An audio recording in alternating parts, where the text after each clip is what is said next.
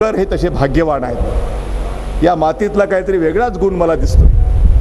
जो जो या भागामध्ये कितीतरी आमच्या भागातनं मंत्री महाराष्ट्राच्या पातळीवर गेले, केंद्रामध्ये आता मी तिसरा आहे, कारण मला आठवतंय की आपले संगारे बाबा हे पहिल्यांदा राज्यमंत्री झाले।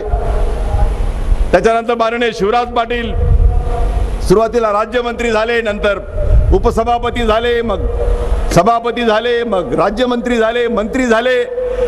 टप्प्याटप्प्याने गृह खात्याची एक फार मोठी जबाबदारी पाटील साहेबांनी अतिशय उत्तम पद्धतीने त्या ठिकाणी चालवलेली आहे। माझं तर डायरेक्ट कॅबिनेटच झालो मी, कारण ते महाराष्ट्राचा मुख्यमंत्री असल्यानंतर त्याला इकडं तिकडं ठेवता येत नाही।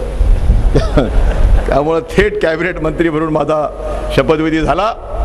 आणि म्हणून आता महाराष्ट्रातले 9 मंत्री आहेत, आम्ही आणि राष्ट्रवादी मिळून आमचे 9 मंत्री आहेत। आणि आम्ही आपल्याला खात्री देऊ इच्छितो, आणि महाराष्ट्रातले प्रतिनिधी सरकारमधले इथं आलेत त्यांना मी खात्री देऊ इच्छितो। आणि मलाही माहिती आहे की मी मुख्यमंत्री असताना अनेक पत्र मी केंद्र सरकारला लिहिलेले आहेत की महाराष्ट्रासाठी रेल्वेच्या बद्दल हे करा, महाराष्ट्रासाठी आणखी जादा पैसा आम्हाला द्या। माझा प्रयत्न असा राहील की महाराष्ट्र सरकार आणि केंद्र सरकार याच्यामध्ये योग्य समन्वय साधून जास्तीत जास्त केंद्राचा पैसा महाराष्ट्राकडे कसा पाठवता येईल हा प्रयत्न आम्ही केल्याशिवाय राहणार नाही आहोत। आणि म्हणून ही एक अतिशय महत्त्वाची जबाबदारी या निमित्तानं माझ्यावर आलेली आहे। मला आपल्याला एकच सांगितलं पाहिजे, एक लढाई आम्ही जिंकली, जयंतरावला आपण खासदार म्हणून निवडून दिलं, पण येत्या 3 महिन्यामध्ये पुढची येणारी लढाई ही अधिक महत्त्वाची आहे।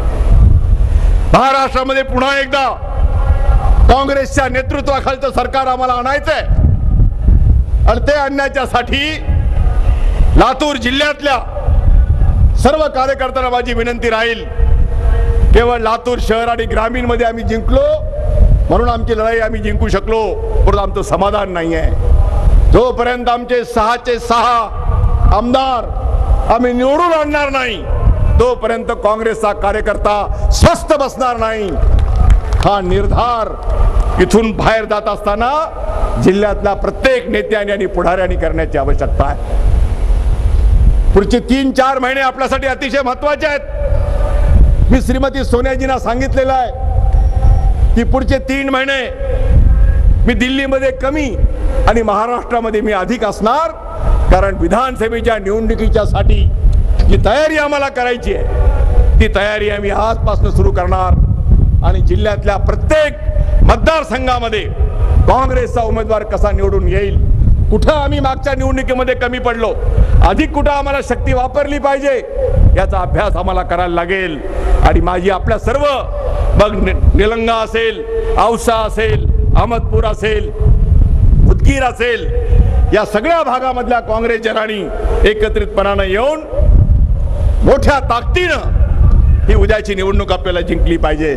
लातूर जिल्ह्याला एवढं मोठं न्याय, एवढं मोठं झुकतं माप केंद्र सरकार आणि राज्य सरकारने दिल्यानंतर आम्ही केवळ लातूर शहर आणि ग्रामीणवर समाधानी असून चालणार नाही, तर या पुढच्या निवडणुकांच्या मध्ये संपूर्ण जिल्ह्यामधले जेवढे म्हणून विधानसभाचे मतदारसंघ आहेत ते मतदारसंघामध्ये आपल्याला सर्व काँग्रेस पक्षाच्या आमदारांना निवडून द्यायचंय, तो निर्धार आपण सर्वांनी केला पाहिजे। तरच खऱ्या अर्थाने केंद्रामध्ये मंत्री म्हणून जाण्यामध्ये आम्हाला अधिक आनंद वाटेल। नाहीतर आपल्या केवळ 2 मतदारसंघावर जरी आमची निवडणूक अवलंबून असली तरी आमचं 100% समाधान नाही आहे। आणि म्हणून